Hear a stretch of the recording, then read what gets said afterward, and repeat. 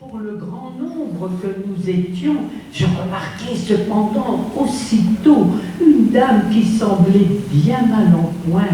Elle y était avec sa petite fille Stella. Je parle toujours de Stella, parce que cette petite, par la suite, allait nous accompagner dans nos pérégrinations. Nous ne sommes restés également que peu de temps dans cette prison, Saint-Gilles, puis l'on nous mena dans un grand camp de rassemblement, toujours en Belgique. Ce camp s'appelle Malines. Malines, en Belgique, est l'équivalent de Drancy, en France. Dans ce camp, il y avait des SS allemands, bien entendu, mais également des SS flamands. L'un d'entre eux, nous l'avions surnommé à juste titre Pferdekopf. En allemand, Pferd signifie cheval et Kopf, tête. C'était si bien trouvé. Il avait une figure chevaline, était particulièrement cruel, distribuait les coups de fouet avec générosité. Nous, les enfants, nous nous arrangions toujours pour être hors de portée de sa vue. À l'époque, les nazis étaient à cheval sur l'ordre, la propreté. Chaque soir, il nous fallait nous allonger sur nos paillasses, les pieds bien en vue. Les SS passaient dans les rangs et contrôlaient. C'était en plein hiver. Certaines personnes avaient des engelures, des crevasses, ce qui fait que la peau n'était pas bien nette. Ils recevaient des coups de fouet, devaient aller à l'extérieur en pleine bise, se laver à l'eau froide, bien entendu. Et parfois, ils poussaient le vice jusqu'à les laisser dehors toute la nuit. Mais tout cela n'est rien encore en comparaison de ce qui allait suivre. Un jour, l'on nous rassembla sur la place du camp. L'on entendait vaguement parler de déportation. Mais pour nous, les enfants, ça ne signifiait pas grand-chose. On se demandait avec angoisse ce que l'on allait faire de nous. Auparavant, nous devions à nouveau subir un grand contrôle. L'on nous fit entrer dans une pièce énorme. Les hommes et les grands garçons, au-delà de 15 ans, à une extrémité de la salle, à l'autre bout, les femmes et les petits-enfants. Un signal donné, nous devions tous nous mettre nus. Comme nous étions mal à l'aise. Vous savez, à l'époque, on était si pudiques. Jamais je n'avais vu maman nue. Elle-même se sentait bien mal devant ses fils. Et un à un, nous devions pénétrer dans une espèce de guérite dans laquelle se tenait un jeune nazi, un jeune SS, qui nous voyait arriver d'un œil goguenard. Et là, face à lui, suprême humiliation. Il nous fallait écarter les jambes, nous pencher vers l'avant.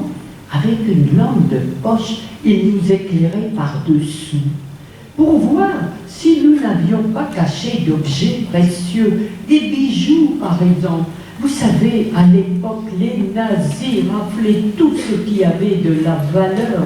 Mais quelle humiliation pour nous! Jamais je ne pourrai l'oublier. Puis, l'on nous conduisit dans une gare où il y avait des wagons à bestiaux. Je pense que vous en avez tous vu dans les documentaires.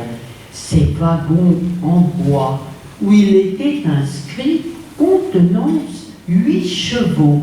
Et nous étions plus d'une centaine de personnes agglomérées les unes aux autres et avons voyagé 4-5 jours sans manger, sans boire, la tinette au milieu de nous. La tinette est le seau hygiénique. Là encore, quelle impudeur d'avoir à faire ses besoins devant tous. L'on ne nous a pas ménagés. Au bout de ce voyage infâme, nous sommes arrivés dans un endroit qui nous paraissait sinistre. Il y avait de nombreux blocs alignés, mais aussitôt les SS apparurent, toujours accompagnés de leurs chiens menaçants. Schnell los, ils nous poussèrent jusqu'au Washraum. Le Washraum est l'endroit où nous avons subi une douche rapide. Aussitôt après, nous avons tous été rasés. Nous étions méconnaissables, avec nos têtes rasées, notre peur au ventre. L'on nous a distribué nos vêtements de bagnard, ces robes rayées, gris et bleues. Et surtout, l'on nous a distribué nos numéros de matricule. Le mien était le 25 612. Ce matricule, il fallait le connaître par cœur, en français bien sûr, mais surtout en allemand. Parce que si l'on ne répondait pas à l'appel du nazi, l'on recevait des coups de fouet, on avait tout intérêt à retenir son matricule, qui est resté gravé en moi à tout jamais. Je n'étais plus que le 25.612. Vous savez, les enfants, à partir de ce moment-là, nous n'étions plus personne, nous n'avions plus de nom, plus d'état civil. Lorsqu'on s'adressait à nous, c'était uniquement par l'intermédiaire du matricule. Et nous apprenions en même temps que nous étions arrivés dans le grand camp de concentration pour femmes au nord de l'Allemagne. Ce camp s'appelle Ravensbrück. À Ravensbrück, il y avait 32 blocs. L'on nous plaça d'abord dans un bloc de quarantaine. Le nom dit bien ce que cela signifie. Pendant 40 jours, nous étions enfermés, ne voyant rien de ce qui se passait à l'extérieur, mais en entendant tous les bruits et ne sachant à quoi les attribuer, c'est d'autant plus angoissant. Au bout de ces 40 jours, l'on nous fit sortir du bloc et l'on nous promena de bloc en bloc, 2-3 jours par-ci, 2-3 jours par-là, pour enfin atterrir longuement au bloc 31. Dans ce bloc 31, il y avait des Françaises, des Belges, des Hollandaises, quelques autres nationalités et quelques familles avec petits-enfants.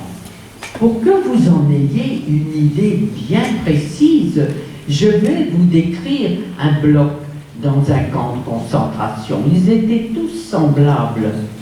Ces blocs étaient des grands bâtiments en bois, rectangulaires. La responsable de tout le bloc se nommait Blokova. De chaque côté, il y avait une pièce énorme. La responsable en était la Stubova. En allemand, Stube signifie salle, chambre. Dans chaque Stube, il y avait les fameux chalis que vraisemblablement vous connaissez également. Ces étroites couchettes en bois munies d'une paillasse. Et il y a 3 étages. Au début, l'on couchait 2 par chalis, tête bêche, l'un à la tête, l'autre au pied du chalis. Par la suite, avec les nombreux arriveurs, nous étions encore bien plus serrés sur ces étroites couchettes. Mais nous, en arrivant, couchions dans le bas du chalis. Maman et mon tout petit frère André dans un chalis, j'étais dans le chalis d'à côté avec mon frère Robert. Au-dessus de nous couchait Martha Desrumeaux. Bien entendu, les enfants, ce nom ne vous évoque rien, ça s'est passé il y a si longtemps. Mais sachez qu'à l'époque, Martha Desrumeaux était une femme du Nord, très célèbre, très connue. C'était une grande résistante, une grande communiste. Elle y couchait avec une autre communiste, Jeanne Tétard.